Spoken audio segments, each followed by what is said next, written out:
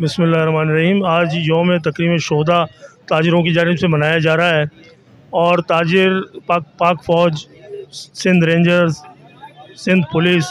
इन सब के शुहदा ने जो कुर्बानियाँ पेश की हैं इस मुल्क के लिए और उसकी तकरीम के लिए जो भी कुछ हुआ पिछले दिनों और जिन लोगों ने भी किया,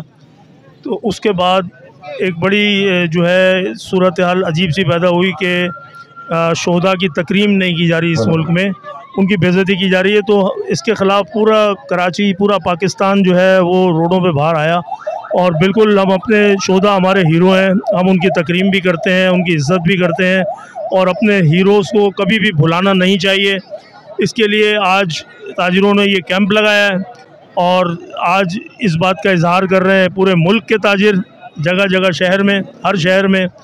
कि ताजिर जो है वो हमेशा अपने हीरोज़ को याद रखेंगे और शुहदा ने जो कुर्बानियाँ दी हैं हम उनको खराज तहसीन पेश करते हैं। हम खराज तहसीन पेश करते हैं पाक अफवाज को, सिंध रेंजर्स को, सिंध पुलिस को, जिनके शुहदा ने कुर्बानियाँ देकर हमारी हिफाजत की है और इस मुल्क को बचाया है। बहुत शुक्रिया।